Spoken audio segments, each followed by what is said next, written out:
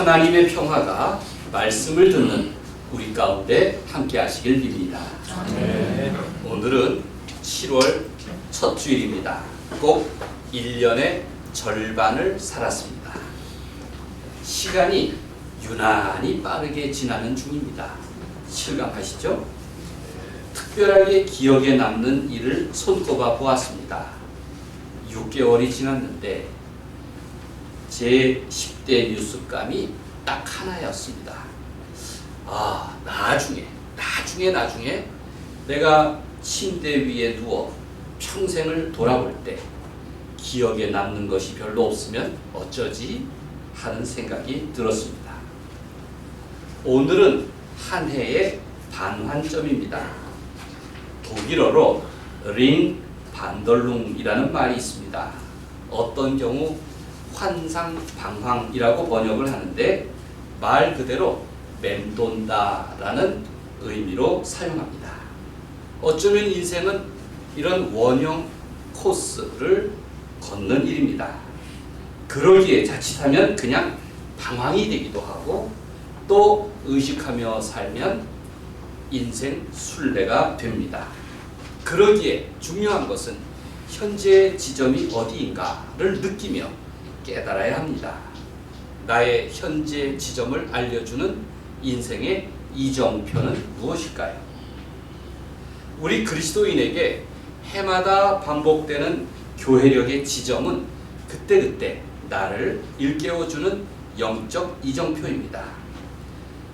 그는 자기 일생을 하나님께서 보내신 자리에서 출발하여 세상을 순례한 뒤 다시 처음 자리로 돌아오는 영적 여정임을 고백하기 때문입니다. 여러분도 그런 영적 여행이라고 생각하십니까? 이렇듯 목적이 분명하다면 얼마나 다양한 일입니까? 지금 내가 제대로 길을 걷고 있다면 불안하거나 두려워할 일이 없습니다. 무엇보다 하나님과 동행하는 사람은 인생을 제대로 살아갈 수 있습니다. 그런 우리가 되기를 간절히 소망합니다. 현재 내 존재를 알려면, 현 주소를 알려면 내 가족, 내 친구, 내가 속한 신앙 공동체 등 나와 관계를 맺고 살아가는 사람들을 살펴보는 것이 중요합니다. 내 가족이 행복하다면, 내 친구가 안전하고 안심하다면 지금 나도 행복하고 안심할 수 있습니다. 우리 공동체가 건강하다면 내 영적인 삶도 건강합니다. 바로 그들이 내 인생의 현재 지점입니다. 누구나 몇몇 혹은 많은 사람들과 관계를 맺고 기쁨과 슬픔을 나누며 삽니다. 한마디로 내 인생의 장단을 기꺼이 맞추며 살아간다고 할 수 있습니다. 여기에서 장단 맞추다, 장단은 긴 장, 짧은 단을 사용합니다. 길면 긴 대로, 짧으면 짧은 대로 어울리며 사는 일이 행복해야 합니다. 남의 탓이 아닙니다. 바로 내가 노력해야 합니다. 예수님은 말씀하십니다. 이 세대를 무엇과 비유할까? 무엇으로 비유할까? 이 말씀은 모든 시대, 모든 세대를 빗대어 공통적으로 하신 비유입니다. 16절, 17절 말씀을 함께 읽겠습니다.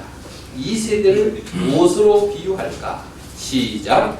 이 세대를 무엇으로 비유할까? 비유하건대 아이들이 장터에 앉아 새 동물을 불러 이르되 우리가 너희를 향하여 피를 불어도 너희가 멈추지 않고 우리가 슬피 울어도 너희가 가슴을 치지 아니하였다 함과 같도다. 아이들이 사람이 많이 모이는 장터에서 놀이를 하는 중입니다. 여기서 장터는 헬라어로 아고라입니다. 옛날 다음 인터넷 커뮤니티에 아고라라고 있었죠. 그게 바로 온갖 세상 이야기를 나누는 곳입니다. 아이들은 어른을 흉내내어서 두 가지 놀이를 합니다. 피리를 불면서 춤을 추며 놀고 있습니다. 피리와 춤은 하나의 짝입니다. 결혼식의 기쁨을 나타내는 표현이고 또 곡하고 가슴을 치는 일은 장례식을 흉내내는 것입니다. 결혼식 장면을 놀이로 삼고 장례식 장면을 놀이로 삼는다는 얘기입니다. 그런데 어떤 아이들이 그렇게 놀지만 주변의 아이들은 같이 놀지 않고 무심한 아이들도 많이 있었습니다. 한마디로 그 아이들이 왜 장단을 맞추며 놀지 않을까? 예수님이 그걸 예로 드신 겁니다. 예수님의 비유는 아이들의 놀이를 예로 들면서 왜 너희는 세상의 기쁨이나 세상의 슬픔에 그렇게 무심할 수 있느냐? 도대체 너희들의 삶의 태도는 무엇이냐? 이렇게 묻습니다. 아이들은 인생의 쓴맛, 인생의 단맛도 모르지만 어른을 흉내냅니다. 예수님의 말씀은 무엇을 비유하는 것입니까? 왜 친구들은 놀이를 하는데 이에 대해서 무심하고 반응이 없는 아이들처럼 왜 너희는 기쁨은 기쁨대로 또 슬픔은 슬픔대로 장단도 못 맞추며 사느냐? 이렇게 묻는 것입니다. 예수님은 말씀하십니다. 피리를 불면 좀 춤도 출 줄 알고 가슴을 치면 슬피 울 줄도 알아야 한다. 세상의 기쁨과 슬픔에 대해서 반응을 보이고 사는 것이 중요하다는 것입니다. 너 자신의 태도는 무엇이냐 물으십니다. 여기서 결혼식은 즐거움을 대표하는 사례입니다. 장례식은 슬픔을 대표하는 본보기입니다. 세상사에서는 어디서나 찾아볼 수 있는 아주 낯익은 풍경이죠. 세상 사람 누구나 예외 없이 겪는 일이기도 합니다. 그러니 세상과도 이웃과도 사람과도 장단을 맞추는 것은 참 중요합니다. 세상이 기뻐하면 박수를 치고 세상이 아프면 가슴을 치는 일입니다. 그러나 자신을 감추고 태도를 불분명하게 하는 그런 사람은 하나님도 너희를 알지 못한다고 그렇게 말씀하십니다. 우리 색동교회에 절함우함이라는 우리가 늘 익숙하게 사용하는 말씀이 있죠. 그것은 로마서 12장 15절 그리스도인의 새로운 생활을 주제로 한 말씀 가운데 있는 말씀입니다. 즐거워하는 자들과 함께 즐거워하고 우는 자들과 함께 울라. 절함우함. 제가 이렇게 약자를 붙였는데 어딜 갔더니 이걸 약자를 붙이기를 함절함울 이렇게 붙였더라고요. 야, 도대체 아무리 들어도 입에 붙지 않고 이런 약자는 도대체 무엇인가 하는 생각이 들었어요. 절함우함. 얼마나 짝짝 장단이 맞아. 여러분 꼭 그렇게 절함우함 하시기를 바랍니다. 남의 아픔이든 남의 기쁨이든 내일처럼 마음을 주고 표현하면서 사는 일입니다. 그게 장단 맞추는 일이고 장단을 맞추는 것이 정말 사람 사는 도리인 것입니다. 당장 볼 때 누구에게나 인생에는 장단이 있습니다. 삶에는 절마다 긴 것도 있고 짧은 것도 있다는 의미입니다. 긴 것을 만약 성공이라고 비유한다면 짧은 것은 실패라고도 말할 수 있습니다. 기쁨이 길다고 하면 또 슬픔은 짧다고도 말할 수 있을 것입니다.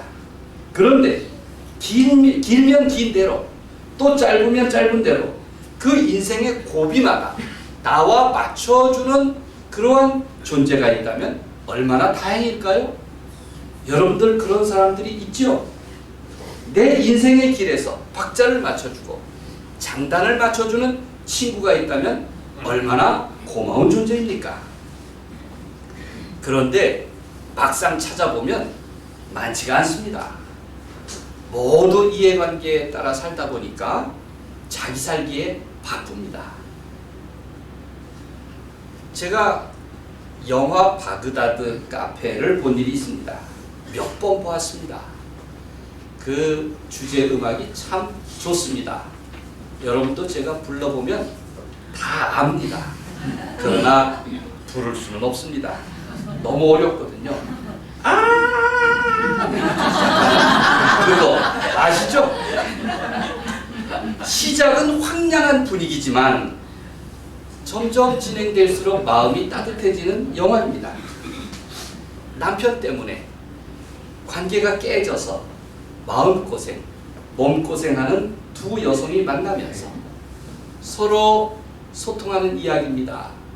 두 사람만 소통하는 것이 아니라 세상과도 소통합니다. 바그다드 카페를 보면서 장단을 맞추며 산다는 것이 어떤 일인가 하는 것을 느낄 수 있었습니다. 제가 독일에 살 때는 30대였습니다. 30대 중반에 갔다가 40대 초에 왔는데 그때 이해하지 못했던 것을 요즘 이해하는 경우가 문득문득 있습니다. 독일의 이혼이 가장 높은 때가 휴가철 직후라는 말이 그때는 이해를 못했습니다. 휴가철에 평소 자기 일하던 사람들끼리 살다가 이제 무더운 날씨에 서로 딱 붙어 지내다 보니까 대화를 하는데 종종 엇나갑니다. 그래서 서로 좀 불편해집니다. 그리고 반복되면서 불협 화음이 높아집니다. 바그다드 카페의 시작도 그렇게 시작합니다. 만약 부부가 혹은 같은 식구가 공동체 안에서 장단을 못 맞추며 산다면 얼마나 불편할까요? 손바닥을 짝짝 못 맞추는 부부가 있다면 얼마나 피곤하고 또 괴로울까요? 저는 이렇게 생각합니다. 적어도 부부만큼은 서로 장단을 맞춰야 된다. 최소한 맞추려고 애쓰는 그런 사이가 돼야 한다. 그게 가족관계든 친구관계든 신앙 공동체만큼은 서로 장단을 맞추는 사이가 되어야 한다. 저는 그렇게 믿습니다. 네. 저는 그렇게 믿습니다. 네. 성경은 예수님을 가리켜서 주님은 고단한 인생의 장단을 맞추어 주시는 분이라 이렇게 소개합니다.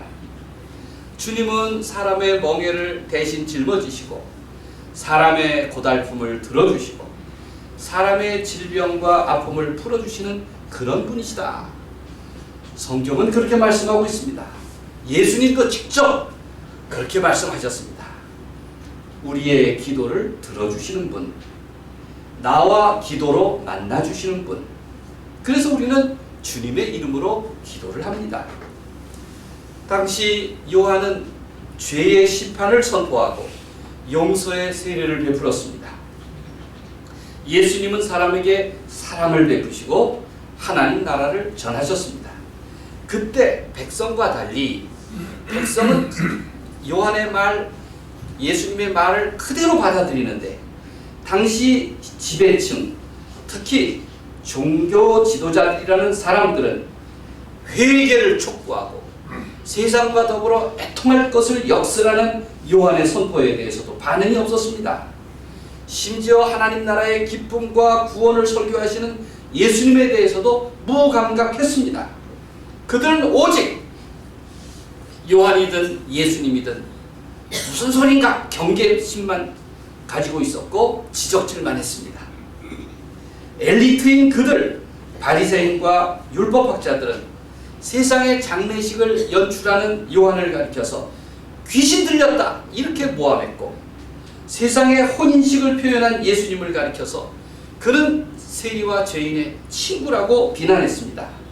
그들의 정죄는 당시 지배층과 민중 사이의 장단이 다른 결과였습니다. 그들은 요한도 예수님도 무시했습니다. 그들은 자기 죄에 대한 안타까운 반성도 없었고 자기 삶에 대한 감격도 없었습니다. 예수님이 그들을 향해서 이렇게 말씀하시는 겁니다. 18절 19절을 함께 읽겠습니다. 요한이 와서 시작. 요한이 와서 먹지도 않고 마시지도 아니하니 그들이 말하기를 귀신이 들렸다 하더니 인자는 와서 먹고 마시며 말하기를 보라 먹기를 탐하고 포도주를 즐기는 사람이요 세리와 죄인의 친구로다 하니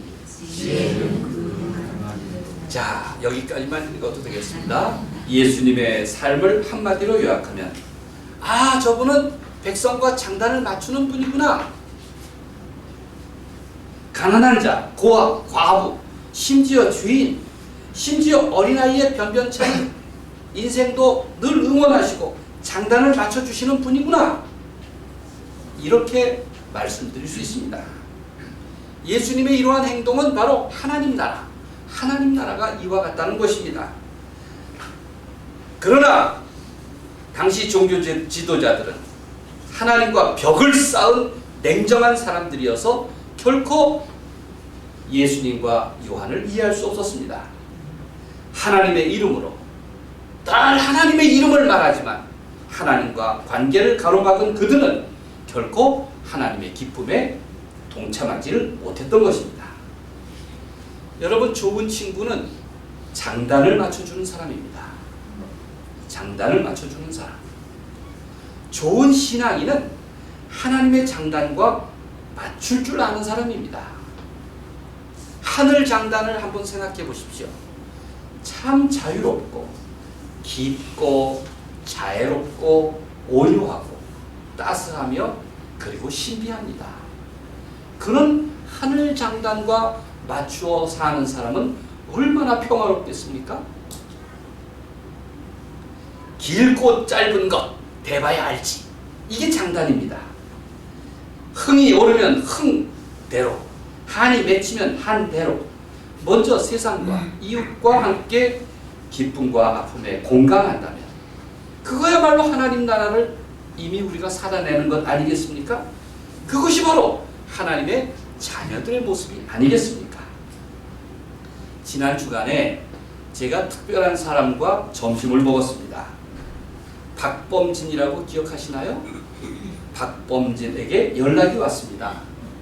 몇 년에 한 번씩 만나는데 이번에도 그 몇 년 만에 한 번 일입니다. 박범진은 색동교회에 2009년에 처음 출석했습니다. 우리 교회는 2010년 4월 4일에 창립 예배를 드렸는데 그 전에 준비하는 기간이 있었습니다.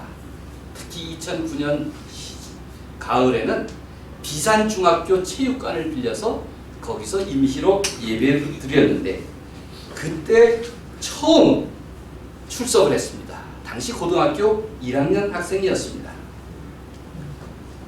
전화가 와서 목사님 저 핀란드에서 돌아왔어요. 그리고 취업을 했습니다. 목사님을 점심 대접하고 싶다고 해서 백운호수에서 만났습니다. 그리고 그동안 사는 이야기를 들었습니다. 저는 지난 16년 동안 범진이가 어떻게 살았는지 비교적 소상히 압니다. 여러분도 종종 들으셨죠? 몇 년마다 한 번씩 찾아와서 소상히 자기가 고달프게 살아온 이야기를 전해주었기 때문입니다. 듣고 나서 제가 내린 결론입니다. 아, 이제 범진이의 환상 방황도 거의 끝나가는구나 라는 생각이 들었습니다. 올 10월에 결혼식을 합니다. 참 고마운 일입니다. 차담을 나누고 헤어진 후에 문자가 왔습니다. 목사님, 그대로 쉬어서 고맙습니다. 그대로 쉬어서 고맙습니다. 이런 생각이 들었습니다.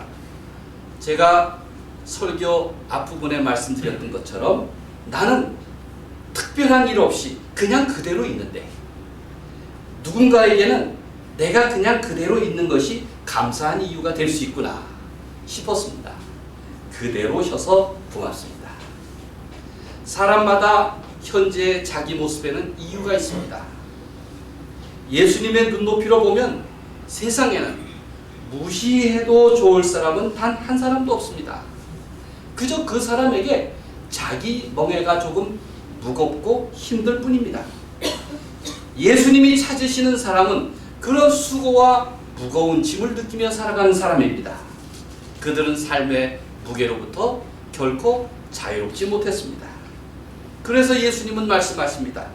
28절을 계속 읽겠습니다. 수고하고 무거운 짐진 자들아. 시작. 수고하고 무거운 짐진 자들아, 다 내게로 오라. 내가 너희를 쉬게 하리라. 누구나 저마다 고유한 인생의 멍에가 있습니다. 여러분, 내 멍에에 대해서 생각해 보셨죠? 예수님은 사람들의 인생의 멍에를 누구보다도 잘 아시는 분이셨습니다. 주님은 누구보다 고달픈 인생의 친구가 되십니다. 사람들의 아픔, 눈물, 상실감, 괴로움, 탄식, 분노, 좌절, 무너짐, 그리고 그 절절함을 이해하시는 분입니다. 예수님은 얼마나 귀가 크시길래 우리의 기도를 들으실까요? 얼마나 가슴이 넓으신 분이시기에 우리의 상처를 다 품어주실까요? 당시 멍에는 홀로 매는 것이 아니었습니다. 한 결의가 매었죠. 한 결의는 소 2마리가 멍에를 함께 매는 것을 의미합니다. 만약 같은 멍에를 메어야 할 한 쌍의 소가 서로 키높이가 다르다면 누구 손일까요? 얼마나 고통스럽겠습니까? 예수님이 말씀하시는 멍에는 두 사람이 함께 매는 것입니다. 그런데 예수님은 나와 같이 등에 멍에를 매자고 하십니다. 나와 같은 등 높이에서 함께 내 멍에를 메어주시겠다고 주님은 그렇게 말씀하셨습니다. 그러니 얼마나 힘이 날까요? 내가 키가 크든 작든 등이 굽었든 상관없습니다. 주님이 나와 맞춰주실 것이기 때문입니다. 그래서 계속 읽겠습니다. 나는 마음이 온유하고 겸손하니. 시작. 나는 마음이 온유하고 겸손하니 나의 멍에를 메고 내게 배우라. 그리하면 너희 마음이 쉼을 얻으리니 이는 내 멍에는 쉽고 내 짐은 가벼움이라 하시니라. 오늘 우리는 맥주 감사주의를 맞습니다. 한 해의 중심에 맞는 감사절. 그래서 특별합니다. 이것이 내 인생의 이정표이기 때문에 그렇습니다. 시간의 매듭을 맺고 또 풀면서 사는 일은 정말 지혜로운 일입니다. 사실 우리가 내 기준으로 맞추자면 내게 특별한 일이 무엇이 있지? 내가 특별히 감사해야 할 일이 무엇이지? 라고 생각한다면 감사할 일이 별로 없을 것입니다. 특별한 일도 별로가 없을 것입니다.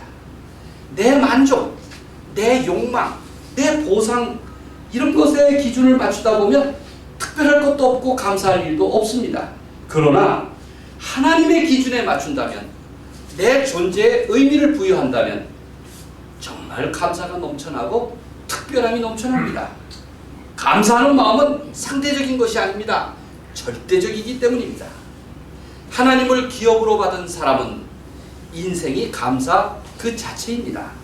하나님 앞에서 감사는 먼저 하나님의 자녀됨이라는 존재 때문입니다.